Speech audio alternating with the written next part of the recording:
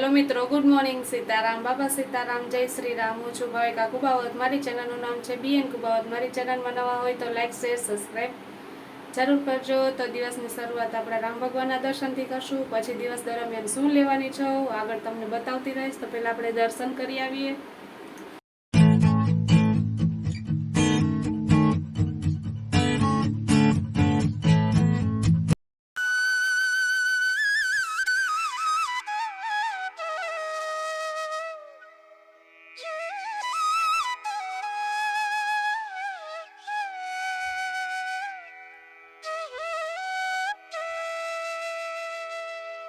હાલો, દર્શન કરી આવી. દિવસની શરૂઆત થઈ ગઈ છે. આજે વહેલી જ ઉઠી ગઈ હતી. માહીને સ્કૂલે આજે નથી જવાનું, એની તબિયત થોડીક નથી સારી, એને તાવ આવ્યો છે.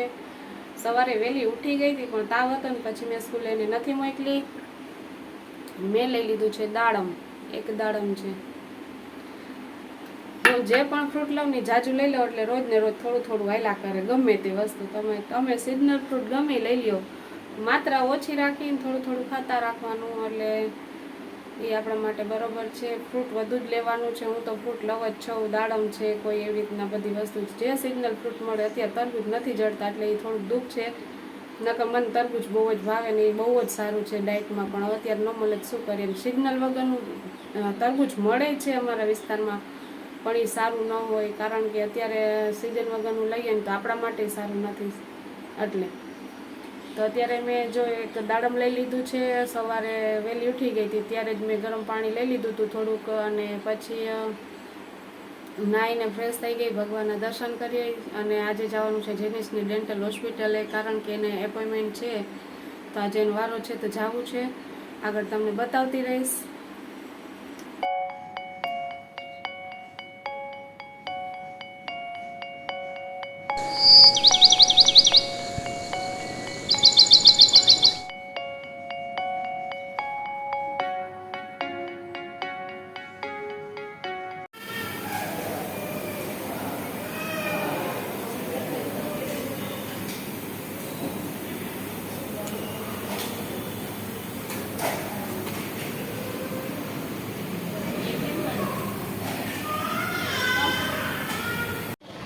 હાલો, જો અમે ઘરે જતા હતા અને કેસ પેપર દેવાનું હતું, જમા કરવાનું હતું. અમે પગથિયે ઉતરીને બીજે માળે જતા હતા.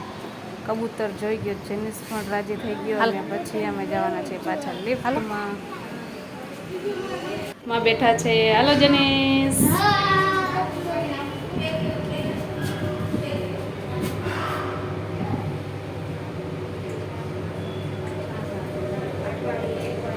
અમે ડેન્ટલ હોસ્પિટલ આવ્યા હતા ને ત્યારે થોડુંક મોડું થતું હતું, કારણ કે ટાઈમ આપ્યો તો એ પ્રમાણે જવું પડે. એટલે અત્યારે જો બહાર નીકળું છું, એટલે આ એન્ટ્રી ગેટ છે ને અહીંયાથી નીકળું છું બહાર. જેનિસ તો હળી દોડીને વયો ગયો છે. મસ્ત વ્યૂ છે, જો તમે લોકો. એકદમ હરિયાળી છે, બહુ મસ્ત મસ્ત છે. અમારા જામનગરનું છે ડેન્ટલ હોસ્પિટલ. મને તો સરસ લાગ્યું આઈનું. અમે ડેન્ટલેથી આવી ગયા અને જેનિસને પણ સ્કૂલે મૂકી આવીને અત્યારે 1 વાગી ગયો છે. મેં મારી ડીશ સજાવી લીધી. મમ્મીએ રસોઈ કરી નાખી હતી. મેં એને મગ બાફવાની ના પાડી હતી. મગ નથી ખાવા, એટલે આ કાચી વસ્તુ બધી છે લઈ લઈશ. કાકડી, ટમેટું, ખારેક, એક કેળું છે. બસ આટલી વસ્તુ લઈ લઈશ જમવાની. એટલે જમવાની તૈયારી કરી લીધી. હવે બેસી જાઉં છું જમવા બધાય ભેગી. અત્યારે છે ને કાજુ બદામ લઈ લીધા થોડા, મુઠ્ઠી જેટલા. અત્યારે 5:30 વાગ્યા છે આજે, અને કલાક 1.5 કલાક પછી જમવાનું થઈ જશે, એટલે વાંધો નથી. મેં બપોરે જ રોટલો બનાવી નાખ્યો છે. ઘરના વ્યક્તિ ભેગો રોટલી બનાવતી હતી. મેં તાવડી મૂકી તો રોટલો ભેગો કરી નાખ્યો તો મને ઠંડો રોટલો બહુ જ ભાવે. હવે શાક જ કરવાનું છે. અને અત્યારે મૂક્યો છે ચા. હાલો બધાય ચા પીવા, અને આ કાજુ બદામ ફિનિશ કરી લો.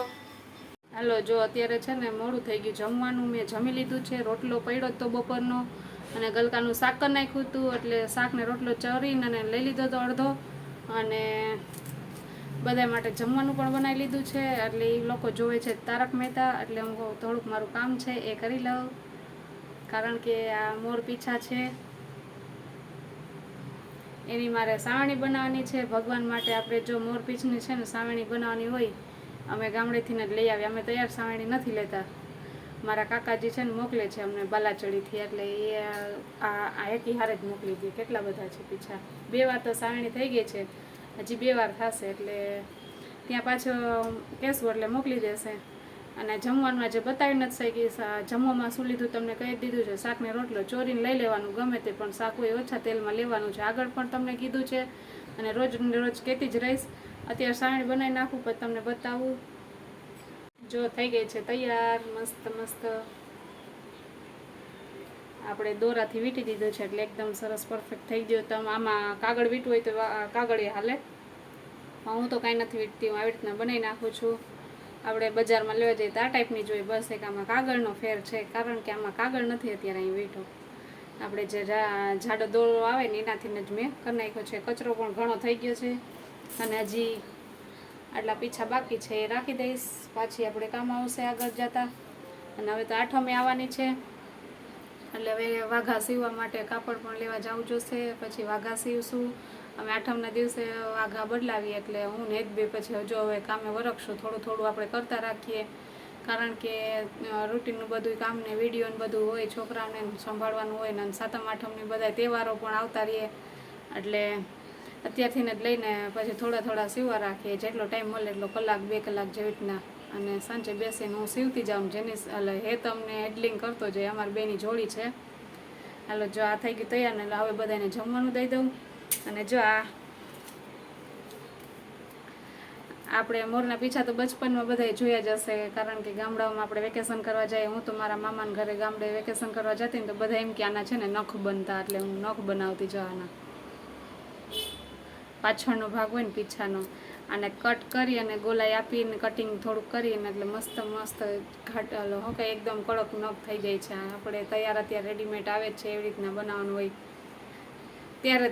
હા, થતો તો હશે પણ ત્યારે આપણે બચપન હોય ને એટલે આપણે ન પરફેક્ટ થાય તે કંટાળો આવતો, પછી નાખી દેતા. ટ્રાય કરેલી છે, તમે લોકોએ કર્યું હોય તો જરૂરથી કહેજો, ખાસ કરીને રીટા તને કહું છું. હાલો, જો જમવાનું દઈ દઉં અને પછી પ્રશ્નોના જવાબ આપી દઉં તમને. હાલો, જો જમીને થઈ ગયા છે ફ્રી ને થોડુંક તમારા પ્રશ્નોના જવાબ છે દઈ દઉં અને પછી આપણે આ વિડીયોનો અહીંયા એન્ડ કરી નાખશું. તો પહેલો જ પ્રશ્ન છે હસમુખ બગડા, એમાં લખેલું છે હંસાબેને કે હું હંસાબેન બોલું છું, ભાત ખવાય તો ના, ભાત ન ખવાય. ક્યારે ખવાય કે અઠવાડિયામાં એકવાર. તમારે જે ભાવતી વસ્તુ હોય તમે અઠવાડિયામાં એકવાર લઈ લેવાનું. ક્વોન્ટિટી થોડીક ઓછી કરી નાખવાની, બહુ ઝાઝા પ્રમાણમાં નથી લેવાનું. તમે ભાતની બહુ ઈચ્છા થઈ હોય તો તમે આટલું લઈ લ્યો. હું તુરદાળની ખીચડી ક્યારેક બનાવી નાખું, કેમ કે મને તુરદાળની ખીચડી ભાવે છે. એટલે તમને ભાવતી હોય વસ્તુ, તમે જેમ કે સમોસા છે, પાણીપુરી છે, તમે બધુંય ખાઈ શકો, પણ અઠવાડિયામાં એકાદી વાર તમારે વાંધો નહીં આવે. પણ જો તમે કન્ટિન્યુ એમ થયું કે હાલો આજે ખાધું તમે કાલે વર ખાઈ લેવો કે પછી વળી પાછું આપણે ડાયટ ચાલુ કરી દેશું, એમ નહીં હાલે. એટલે અઠવાડિયામાં એકવાર લઈ લેશો ને ભાત તો હાલશે. તો તેના પછી લખેલું છે ધર્મિષ્ઠાબેન ગુબાવત, એને લખેલું છે very nice, very good video. તો થેન્ક યુ સો મચ ધર્મિષ્ઠાબેન. અને તેના પછી છે આરબી જોગાનંદીન, એને લખેલું છે સીતારામ. તો સીતારામ બેન કેમ છે તને? અને એને પાછું પણ લખેલું છે, એને લખ્યું છે મારો કોમેન્ટ ના વાંચો ટીનાબેન. તો એના માટે સોરી રીટા, હું તારો કમેન્ટ વિડીયોમાં લીધો હતો પણ મારે જે એડિટિંગમાં છે ને કંઈક પ્રોબ્લેમ આવી ગયો ને એના કારણે તારું નામ નથી આવ્યું. તો એના માટે રીટા આ વખતે સ્પેશિયલ તારું નામ લઈને જો અત્યારે થેન્ક યુ સો મચ કે તું મારા માટે બહુ રોજ ને રોજ છે ને કમેન્ટ સારી કરસ, સીતારામ લખસ. અને પહેલી એવી ભૂલ છે કે હું તારું નામ ભૂલી ગઈ છું, એના માટે માફ કરી દેજે, આગળ મને કમેન્ટ કરતી રહેજે. અને તેના પછી મામી ભાણિયાની કોમેન્ટ, એને લખેલું છે સીતારામ. તો સીતારામ બેન કેમ છો તમને? અને એને પાછો પણ મેસેજ કરેલો છે, એને લખેલું છે કરણનું ઝાડ છે. એ હવે મને નથી ખબર કેનું ઝાડ છે. અમે બાલાચડી અમારા મંદિરે ગયા હતા, અમે પરસોત્તમ મહિનો હતો એ વખતમાં, ત્યારે ફૂલ છોડનું થોડા લઈ આવી હતી. મને ફૂલ છોડનો બહુ શોખ છે, હું ગમે ત્યાં જાઉં ને તો કાંઈક ને કાંઈક ભેગું તો હોય જ છે મારા ભેગું. અને એના પછી લખેલું છે નીતિન કુબાવત, એને લખેલું છે સીતારામ, એ મારા હસબન્ડ છે, તે પણ રોજ મારા માટે સારી એવી કમેન્ટ કરે છે. તો થેન્ક યુ સો મચ. અને તમારા માટે જો પંખો બંધ મેં રાખ્યો છે આજે,